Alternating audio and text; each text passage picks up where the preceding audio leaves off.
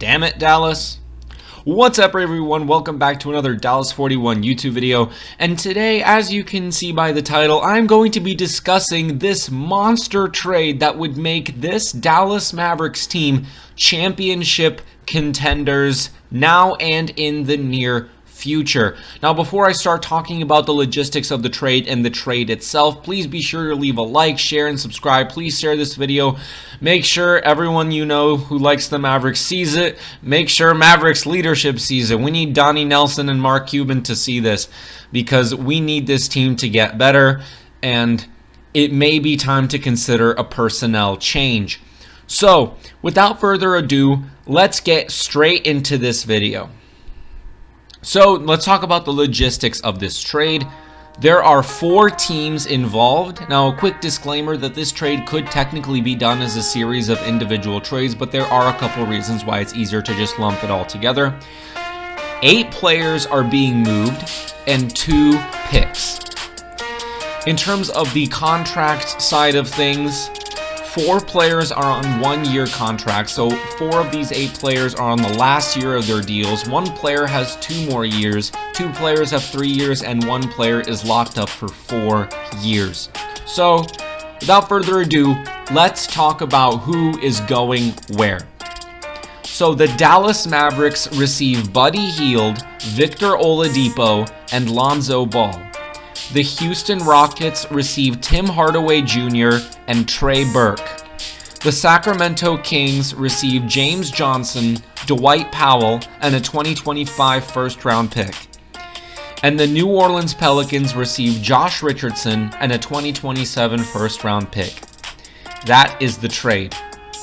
Now let's talk about why this trade makes sense, but before we do that, just want to show you that it all works out financially. Now, you may notice a little discrepancy. You may see, hey, Dallas, why is Nickeil Alexander-Walker under the Houston Rockets side? I thought you were going to trade Trey Burke. Well, let me explain. Trey Burke was recently signed this offseason to a 3-year, $3 million contract. However, since he was just signed this offseason, the recently signed restriction still applies to him. This means that until this Friday, February 5th, Trey Burke is ineligible to be traded. But by the end of this week, the week that this is being recorded, Trey Burke will be eligible for a trade. However, since this video is being recorded before Friday, it is Monday at time of recording, I'm putting in Nickeil Alexander-Walker because if you notice, Nickeil has $3 million and 3 years left on his deal. So the contract is basically identical, and this is just to show that the money all works out. I'm not just pulling players out of midair. This is all works out financially. Taking a look at Hollinger's analysis, apparently this trade would lead to -4 wins for the Mavs. The only team that would benefit would be the Rockets.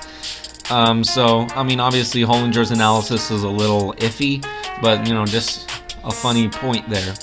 So, now let's take a look at the team that's supposedly the only one that's going to benefit, the Houston Rockets, and why this trade makes sense for them. So, as I mentioned, they will be getting Tim Hardaway Jr. from this trade. That is the main pickup from them, and it makes sense. He's a small forward, and Houston is currently running with Danwell House Jr. and David Nwaba at the small forward position. They're not bad, but they're definitely not bona fide starters on any team.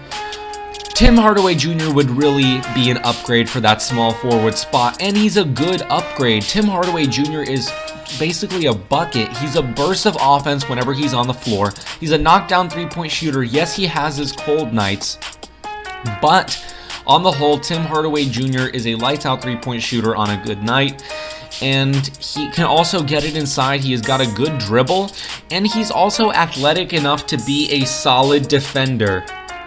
Now, of course, he does have his lapses on the defensive side of the ball. He's still young, though, and he will be reunited with his old coach in Steven Silas. So, that's not the big problem. It makes sense for Houston to do this trade. Hardaway can be inserted into any offense, and he will produce.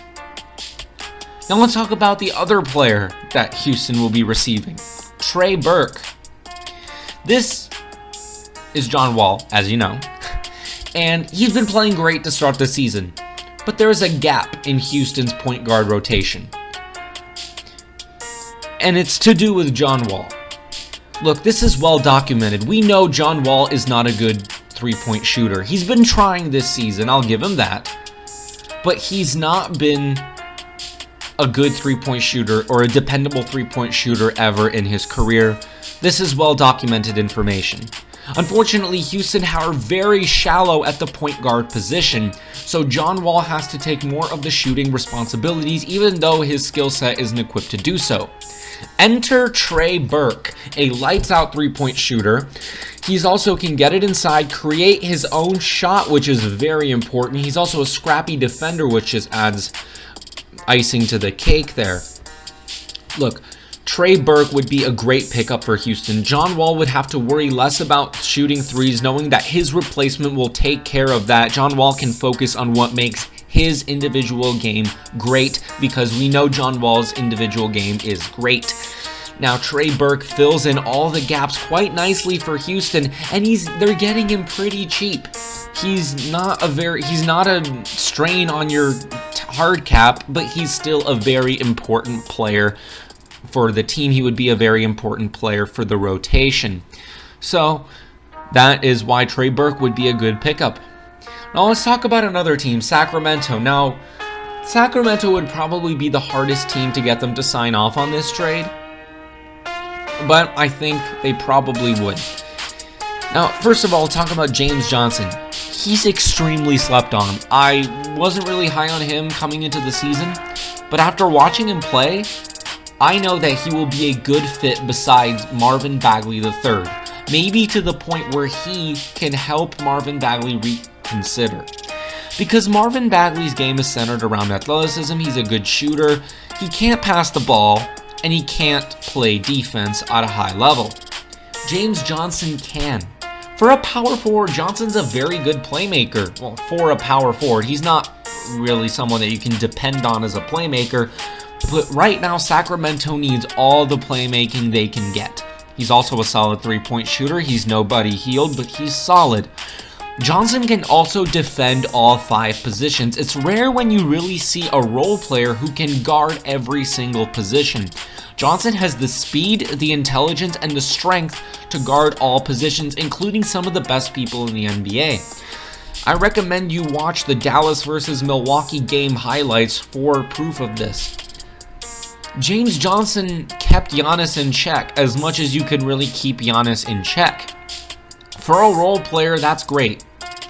So Johnson solves a lot of Sacramento's problems. He's a good fit there, as quality role player as you can get, especially in the situation that's tailor-made for him to excel in. So James Johnson would really be a good thing for them in this trade, and even if he isn't, he's on the last year of his $16 million contract. So if they don't like him, they can let him walk in free agency, but I think will like this piece. They also get Dwight Powell as part of this trade. Now, even though Richaun Holmes has been bona fide as their starting center, what has Hassan Whiteside been doing this season? I mean, honestly, what has Hassan Whiteside done? They've barely played him. And Whiteside is honestly better used as just trade asset at this point. There would be a lot of teams who would be willing to pay good money and trade solid assets for Whiteside's rim protection. But Sacramento just seems like they don't really want to use him. Coach Luke Walton, for one reason or the other, doesn't seem very interested in playing Hassan Whiteside any significant minutes. And it's resulted in what is now the worst year of his career so far. Now enter Dwight Powell. Powell's not just a rim runner, although he's a very high quality rim runner. He's an effort player. He may not be a star defender, but Richaun Holmes isn't either. Now, Powell, I'm not going to say he's a stretch 5. That would be a stretch to say he's a stretch 5. Puns. But either way, Richaun Holmes isn't either, and that's not even talking about Hassan Whiteside's ability to space the floor. Whiteside has a good-looking mid-range shot, and he can occasionally hit threes. His game meshes better with Richaun Holmes, and the best way to develop a young point guard's playmaking ability is to get him a good rim-running buddy. Dwight Powell is literally the perfect rim-running buddy, because even if the pass doesn't get there, he can pull up for a mid-range jump shot. So he would fit very well besides De'Aaron Fox, and he would help make De'Aaron Fox a better playmaker. And Powell is pretty cheap. He's on a 3-year, $11 million contract. He's a hard worker. He's earned a reputation as one of the hardest workers in the NBA, and he's relatively young too. He's not very old. He's entering his prime. And I think Sacramento would really use him well. Now let's talk about New Orleans. What would they think of this trade? Now, New Orleans is only getting one player. They're getting Josh Richardson. Now, Josh Richardson is just a perfect fit for New Orleans. I'm not exaggerating, right? On the defensive end, especially, Ball is a good defender. Don't get me wrong, Lonzo Ball is a good defender. Josh Richardson is one of the elite perimeter defenders in the NBA. Top 20 to 30 in the NBA for perimeter defense is Josh Richardson. Richardson is also much more consistent than Ball in terms of scoring the basketball. Richardson doesn't have nights where he puts up 20 and then the next night he only puts up 7. Richardson is much more consistent. He's a good three-point shooter. He's a good 3-and-D guy. He's a solid playmaker. He's nothing compared to Lonzo Ball, but he's solid. He's also much more consistent. He can finish inside. He can pull up for 2-point jump shots. And New Orleans would be great beside him. He can create his own shot, which would take playmaking responsibilities off of Eric Bledsoe, contrary to Lonzo Ball, who, if you look at even those highlights against Milwaukee, where Lonzo Ball hit 7 threes, he was counting on others to create those shots for him to the point where all he has to do is just knock it down. That puts pressure on Eric Bledsoe, who's not naturally a good playmaker. In fact, nobody except Lonzo Ball on the Pelicans is a good playmaker. So, Richardson would fit much better next to Bledsoe for his ability to create his own shot. Now, Lonzo has developed good chemistry with Zion, and Lonzo is currently on the trade market. So having an offer that stands out is really important here. That's why I threw in the 2027 first-round pick. Now, if New Orleans shows a willingness to negotiate and they're very quick to take Josh Richardson, maybe you give that 2027 first-round pick to the Rockets. Now, since the Rockets were getting 2 players, I didn't want to add another pick to that, but it depends on, that's just negotiations and how this trade would go down in a theoretical situation. But now let's talk about the point of this video. Why this trade would make the Dallas Mavericks championship contenders now and 5 years from now. Picture this. The starting lineup: Lonzo Ball, Victor Oladipo, Luka Doncic, Dorian Finney-Smith, Kristaps Porzingis. The second unit: Jalen Brunson, Buddy Hield, Wesley Iwundu, Maxi Kleber, Willie Cauley-Stein, 11th and 12th man, Josh Richardson, and Boban Marjanovic. That is a solid championship team on par with the 2011 Mavs, maybe even better. Let's talk about Lonzo Ball and why he's important to the team. Lonzo is what this team needs right now. Luka Doncic is a phenomenal playmaker. We know this. But Luka Doncic is the only playmaker on this Dallas Mavericks squad. He's the only good playmaker. You have some decent ones in there like Josh Richardson and James Johnson, but they're nothing compared to Luka. The numbers would reflect this. Luka Doncic is shooting 29% from 3 this season. Giannis Antetokounmpo is shooting 32%. Nobody truly believes that Giannis Antetokounmpo is a better 3-point shooter than Luka Doncic.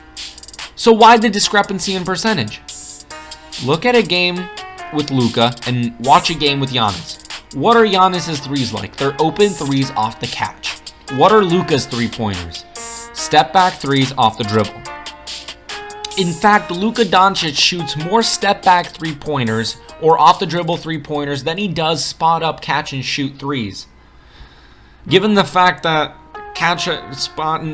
spot up catch and shoot threes are the easiest ones in the game, you're missing out on so much scoring and so much efficiency from Luka Doncic. I believe Doncic can be a good perimeter scorer. I believe he can be efficient. He just needs someone to help him get there. He needs someone to give him the basketball in order to do so. Because Stephen Curry didn't have someone to give him the basketball, that's fair, but Stephen Curry's movement off the ball is the best in NBA history. Luka Doncic isn't there yet. So the only other option Luka has is to have someone pass him the basketball. Enter Lonzo Ball. Another thing that would be good for Ball is the fact that he will be playing with a good playmaker. The biggest problem with Lonzo Ball is scoring inconsistencies on the offensive end. As I said before, he'll drop 20 one night and then he'll drop 7 on the next. That type of inconsistency is what's held him back. Having a playmaker like Luka Doncic that he can play off of, just as much as Luka can play off of him, it will unlock both of their offensive potentials, not just Luka. Lonzo would be the ideal fit in Dallas, not just for the team, but for himself. Ball is also a pretty good defender, but that's not the reason he's being brought on the team. But it definitely helps. It definitely helps. Now, take a look at Victor Oladipo. This should be obvious too. Oladipo would form that big three with Doncic and Porzingis. I'm not really going to talk about why Oladipo would be a good fit on this team because Victor Oladipo would be a good fit on any team he plays for. You want three-point shooting? He's a good shooter. You want scoring? He's a 20-point per game scorer. You want slashing to the hoop? He can do that. You want defense? He can guard 1 through 3 at an elite level. You want playmaking? He's averaging 5.5 assists a game. Look, Oladipo can do it all. There's no question. Why would Houston trade him? Well, the answer to that is not very difficult to see. There have been rumors ever since the Harden trade that ended up with Victor Oladipo being in Houston. Ever since that trade went down, we've known that Oladipo in Houston was likely a temporary thing. And if Oladipo doesn't get moved in free agency, there's a likelihood that the Houston won't try to bring him back in this offseason, as Oladipo only has 1 year left on his $21 million contract. So the best Houston can do is try to avoid just letting him walk in free agency and try to get him to a team that wants to push and make to the playoffs now and compete for a championship now. That way they can get quality draft assets. Because Houston might get a little desperate, just like Detroit did with Andre Drummond last year. I mean, who really thinks that Andre Drummond is worth John Henson and 2 second-round picks or whatever he was traded for? Nobody. But the trade deadline was coming, the hours were ticking down, and they failed to get a good deal for him. I don't think Houston wants to make the same mistake Detroit did with Oladipo, and I really don't see them making that same mistake.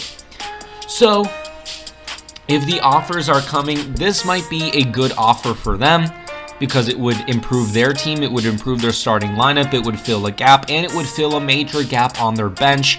Plus, depending on New Orleans' willingness to negotiate, they could end up with a first-round pick.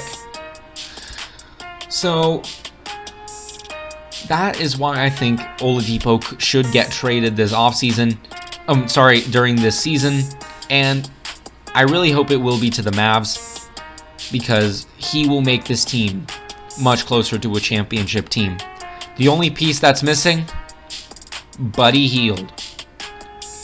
Now, if you've watched a Mavericks game last year, and if you watched a Mavericks game this year, you will know that the thing that has sorely been missed is Seth Curry's shooting.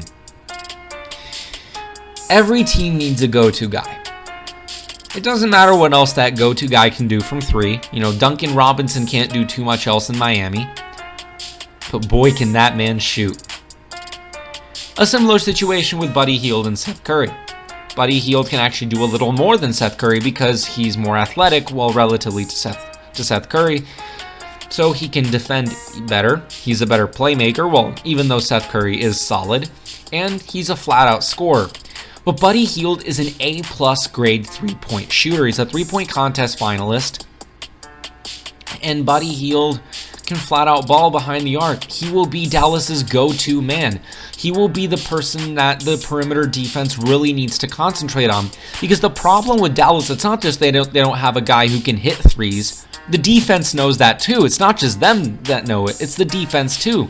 The defense can be a little more stagnant and a little more aggressive in guarding one-on-one because they know that they probably won't have to help out on the perimeter where there's a Seth Curry waiting. Well, with Buddy Hield, the defense will have to be lighter on their feet, and they'll have to be quicker to close out to shooters like Buddy Hield, opening up more opportunities for guys like Luka Doncic. So Buddy Hield would be an excellent addition to the Mavericks, and he has expressed a desire to be traded from Sacramento to a team that is currently in playoff contention. Dallas are definitely that and much more. And if this trade goes through, I have no doubt that the Mavericks will be championship contenders. So where does that leave Dallas? There are a lot of teams in the NBA who think they're championship contenders, and there are a lot of teams who are correct in thinking so. But look at this newly formed Big Three. The oldest player would be a 28-year-old Victor Oladipo, who's just entering his prime. LeBron James is 36. Kevin Durant's 31. So is James Harden.